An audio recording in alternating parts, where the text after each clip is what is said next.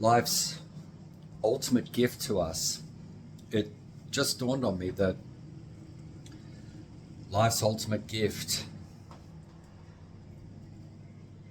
is or are those relationships that we have with people that transcend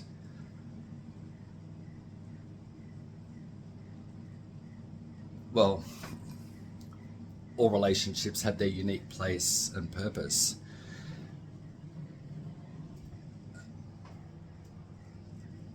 In the wake of a few relationships that I've had recently, and I said to someone recently that the word love actually doesn't do it justice, because it's beyond the realm of a romantic relationship. It's beyond the realm of a friendship.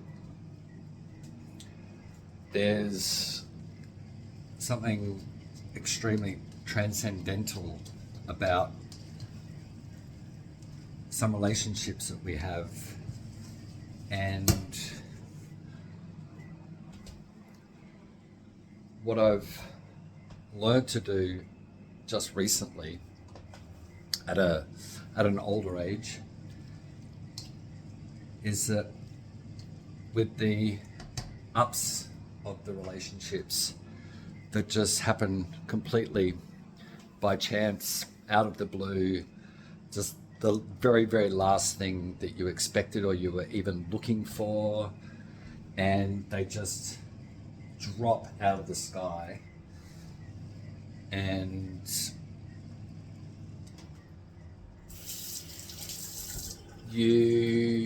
I just found myself just jumping headfirst in the deep end,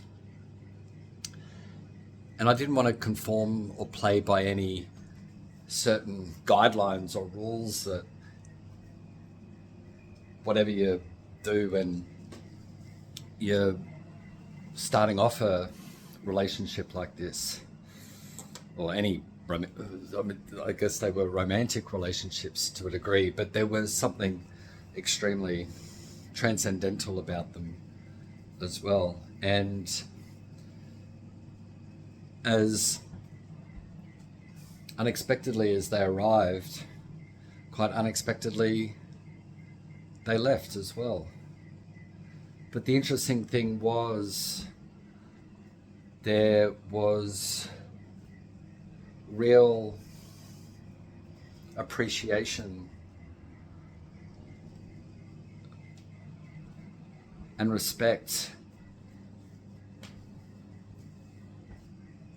for the decision itself, and even the timing of the decision. While these relationships had the opportunity to reach a certain peak,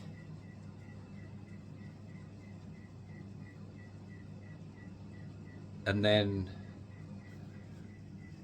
coming back down off that peak, I've learned, more importantly, to dive headfirst into that as well.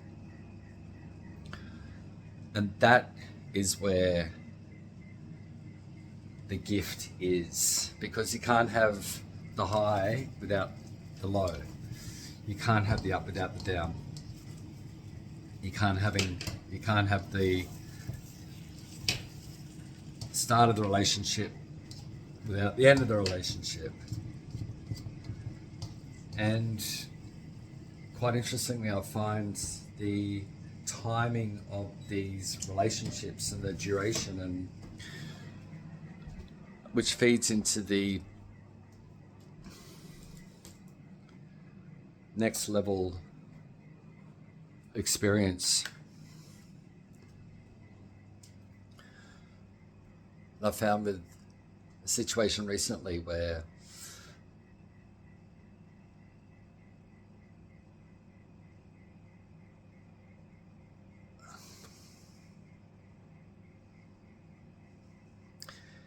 it's continued to move me in a way that brings me pure joy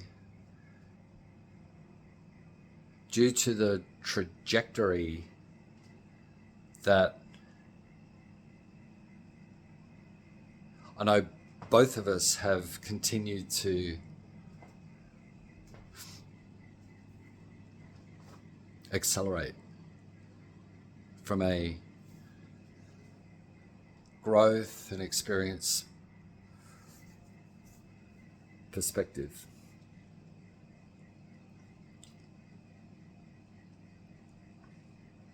And I think very much consciously sitting and meditating on this period is extremely, it's priceless.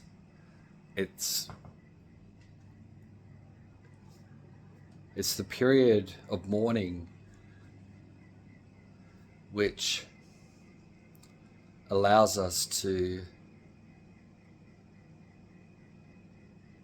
create and mold that continuous version of ourselves. It's not like there's a next version. It's like we're continuously reversioning, like every passing moment through the fluid arrow of time.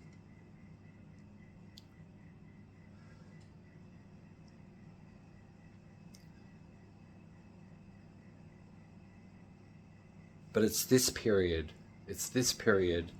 after the relationship ends.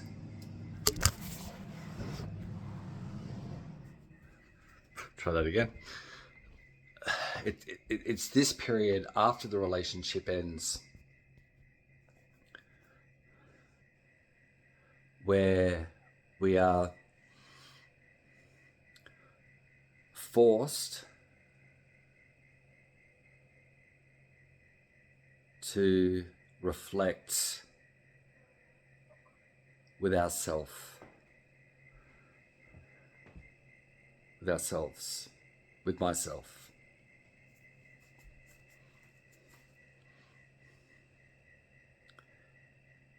And we have an opportunity to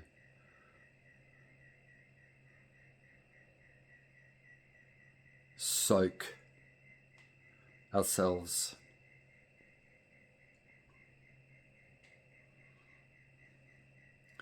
into the void that it feels like.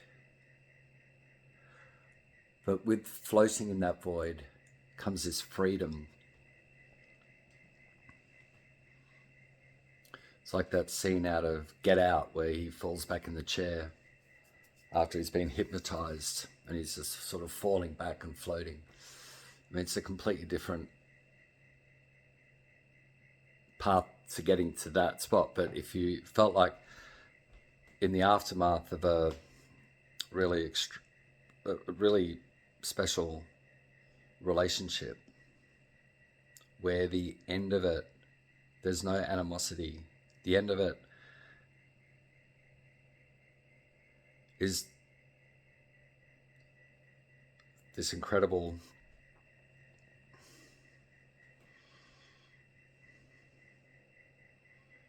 experience which feels like it's just a continuation.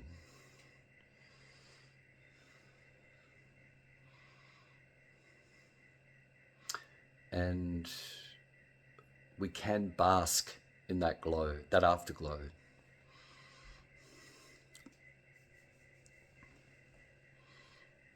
Sure, it's like, I mean, if you want to use the analogy of a star burning bright and then exploding back in on itself and turning into a black hole, then sure.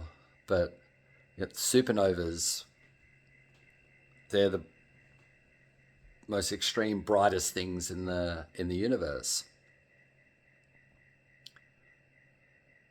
One of them.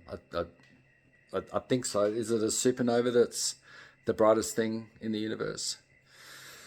Anyway, it's something like that after the death of a star and it explodes, and I think that says something. It really says something.